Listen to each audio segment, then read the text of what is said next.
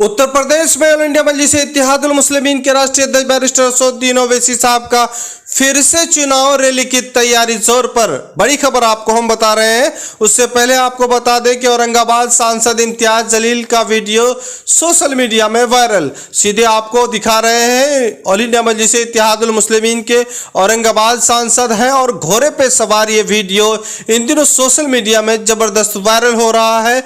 लोग काफी पसंद कर रहे हैं। बताते चले आपको अगली खबर की ओर, जहां पर उत्तर प्रदेश का सियासी माहौल गर्म है। मजलिस इत्तेहादुल मुस्लिमीन के राष्ट्रीय अध्यक्ष बैरिस्टर असदुद्दीन ओवैसी साहब के लिए पूरी तैयारी उत्तर प्रदेश में कर रहे हैं। चूंकि इस बार 15 जुलाई को मजलिस के राष्ट्रीय अध्यक्ष बैरिस्टर असदुद्दीन ओवैसी साहब तशरीफ ला रहे हैं और साथ ही साथ वहां पर एक बड़ी चुनाव रैली अपने गठबंधन के दलों के साथ करने का तैयारी कर रहे हैं। पिछले दिनों मजलिस इत्तेहादुल मुस्लिमीन के राष्ट्रीय अध्यक्ष बैरिस्टर असदुद्दीन ओवैसी साहब आए थे और वह बराउच में उन्होंने कार्यालय का उद्घाटन किया था। और कार्यालय का उद्घाटन के बाद वहां पर पूर्वांचल में मजलिस काफी मजबूती स्थिति में है। अब जो है मजलिस वहां पर सियासी बेदारी के साथ इस बार जो देखने को मिल रहा है, जिस तरह से भीड़ देखा गया तो दीगर सियासी पार्टी में खलबली सा मच गया है।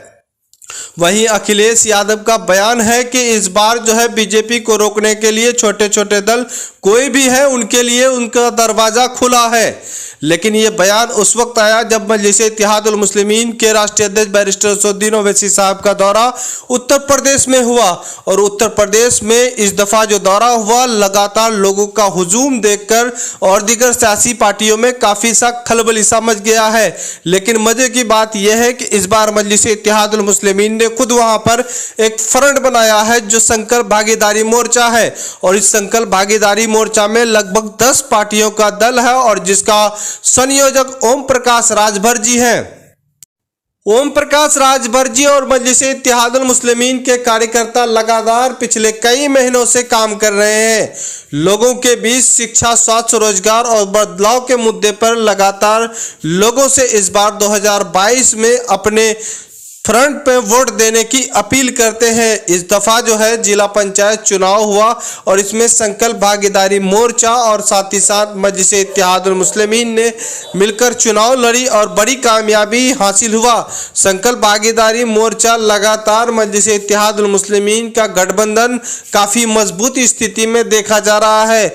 लेकिन पिछले दौरे में मजलिस के राष्ट्रीय अध्यक्ष बैरिस्टर असदुद्दीन ओवैसी साहब पहुंचे तो उन्होंने एक दरगाह शरीफ पहुंचे और दरगाह शरीफ के बाद सियासी रंग बदलने के लिए पूरा मीडिया कोशिश की ताकि मजलिस के राष्ट्रीय अध्यक्ष बैरिस्टर असदुद्दीन ओवैसी साहब का जो गठबंधन पार्टी है उनसे टूट पैदा हो जाए, दरार पैदा हो जाए।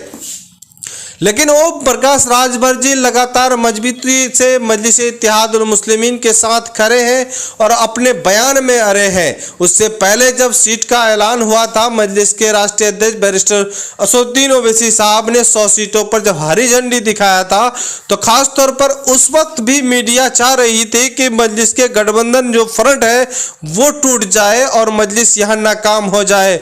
लेकिन राजभर जी बड़ा मजबूत स्थिति में मजलिस इत्तेहादुल मुस्लिमीन के साथ है। उनका बयान बहुत ही बेहतर बयान साबित हुआ मजलिस इत्तेहादुल मुस्लिमीन के लिए।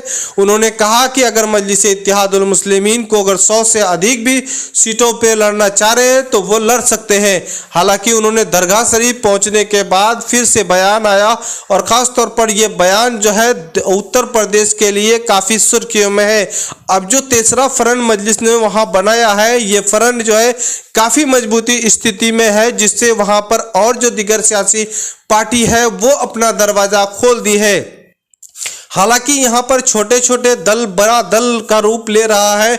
तो वही समाजवादी पार्टी के नेता अखिलेश यादव जी का बयान भी आप पिछले दिनों सुने हैं कि उन्होंने कहा कि छोटे दलों के लिए जो बीजेपी को रोकना चाह रही है वो मेरे पास आ सकते हैं। इस तरह के बयान इन दिनों चर्चे में है। लेकिन वहां पर मजलिस और संकल्प भागीदारी मोर्चा के साथ जो दल है वो भी काफी मजबूती स्थिति में है।